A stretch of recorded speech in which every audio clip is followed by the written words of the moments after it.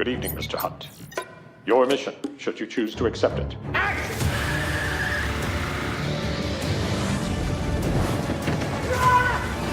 Oh, God.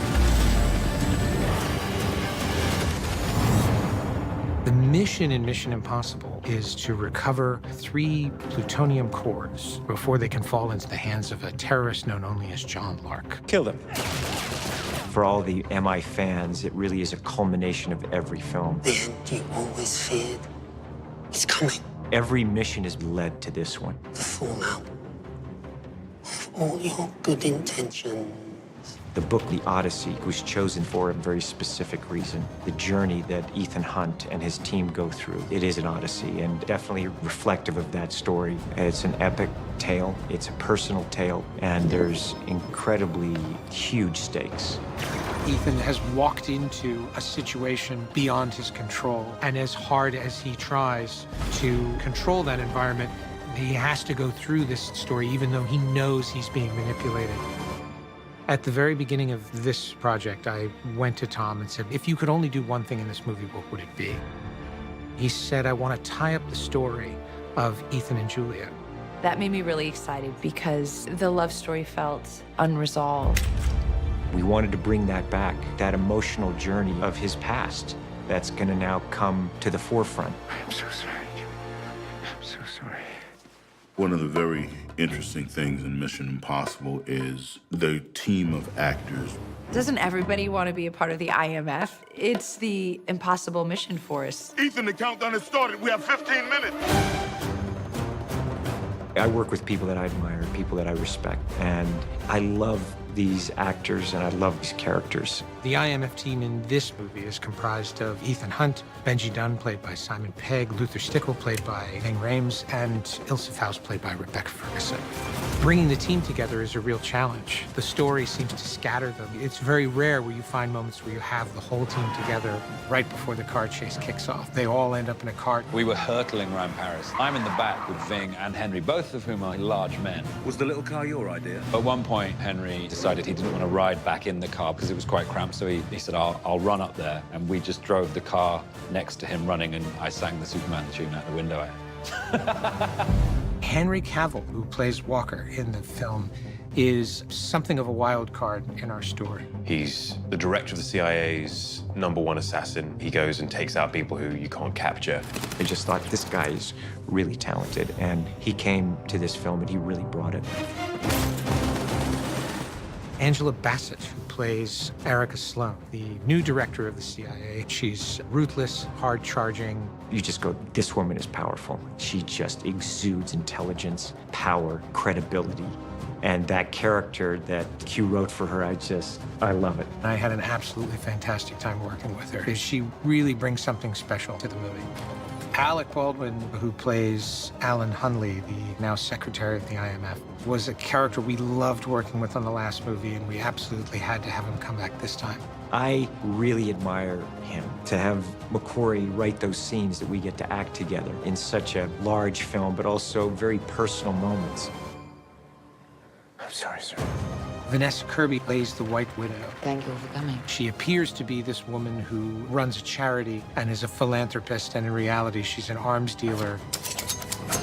The White Widow is somebody who comes into Ethan's life as a sort of total antithesis of all the people that he's met so far.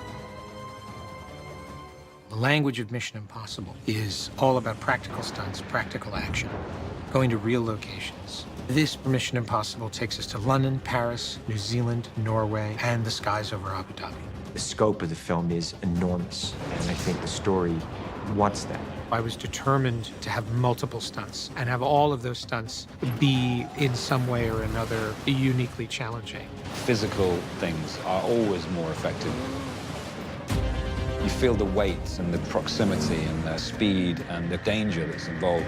You can tell when something's been cheated, and the one thing that Tom definitely does not want to do is cheat an audience. Tom is actually hanging off that helicopter. When he dropped to the cargo bag, he did that. I know he did it because I watched him. It's all to maximize the fact that the character that you are with is doing all of these things, and it really puts you in the center of the action. We are crashing and driving trucks, cars, motorbikes. We're skydiving. We're helicopter flying. We're falling. We're fighting. We are running on rooftops. The rooftop chase in London was originally going to be a small bit of action that joined two acts together. It grew in size and it grew in complexity. I'm gonna run as fast as I can. I'm actually gonna try to make it to the other side. First two takes, I went in quite hard, and it knocks the wind out of you, but it looked cool. So I was like, all right. You really wanted to stretch it out and make it look great. Put my foot out literally for a split second to try to soften the impact just a hair. It put pressure on his foot and snapped it. I looked down.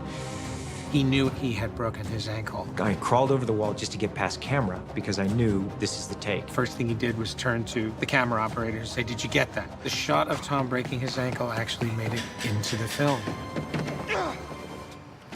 Tom, being such an athlete, is aware of what it takes to do what he's about to do. Tell me what I could climb, guys. People think that he's reckless, and he's not. He's incredibly safety conscious. Nothing would ever happen on set if he wasn't 100% sure that it was safe and doable.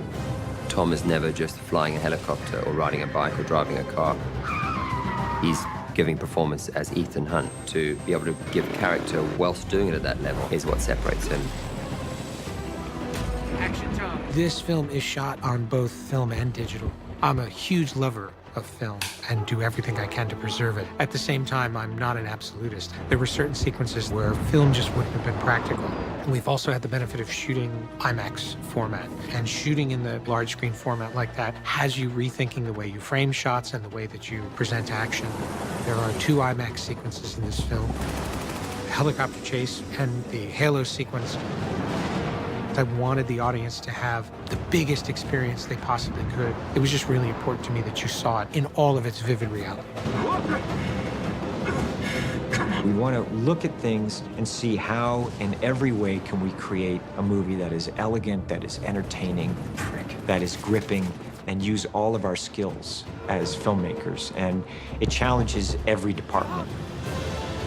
This has been a really long shoot. We will have been in principal photography for 12 months. Mission Impossible films, they're not easy to make. And I tell everyone when we start out, it's something that we're discovering the story as we go along. It's been a real journey. And what I like the most about this is that despite the long hours and the hard work, everyone has kept a wonderful personality about it.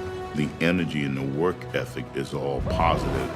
It's such hard work, but there's an exhilaration also. The fact that Tom is also the producer of the franchise, he comes to it with a global understanding, not just of filmmaking, but of what makes Mission Impossible Mission Impossible. This franchise is his baby, and whatever he does in front of the camera or behind the camera, he takes very seriously. He's completely dedicated. For me as an actor, he knows my strengths and weaknesses. Don't you do it, Ethan! Not for me! I learned so much. Just seeing how he runs a set and how much he asks of people in a really wonderful way. Nice job, guys. Thank you all. One of the signature elements of the Mission Impossible franchise is that there is a different director for every single movie. That's good right there. Tilt down just a little bit. And when Tom asked me to come back and direct this one, I said I'll do it on the condition that I can maintain that aesthetic.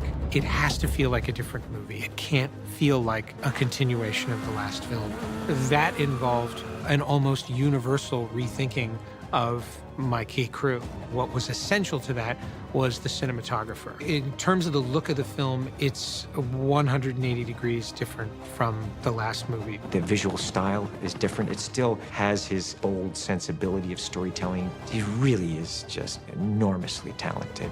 Not only is he a great filmmaker, he's a great writer. He is such an accomplished writer, has such a clear understanding of storytelling and structure. I didn't expect it to be as free and spontaneous, and you just go down the river and you've got to let go. He must be exhausted by the end of the shoot, 'cause he's been directing and writing throughout the entire thing.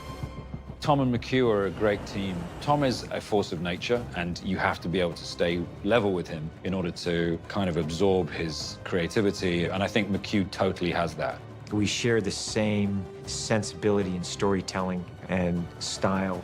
I just really have such admiration. We figured out recently that we've worked on 9 films together in 10 years. There's a really great sense of trust. They are both working towards the same goal, which is a great story, and there's no ego involved. It's a lesson in how to make movies. The Mission Impossible franchise is as popular as it is because it never forgets the audience. To be able to make these films all over the world is something that is a real privilege, and that's why I just give it everything I have. Tom is first and foremost an entertainer, and everything that he's doing in the movie is not just to be able to say, I did that. It's to show you things that you've never seen. It's to put you in that experience right there with him.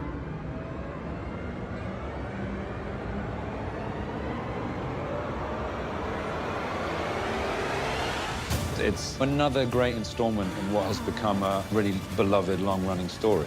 Ultimately, it's a story about people. It's very human.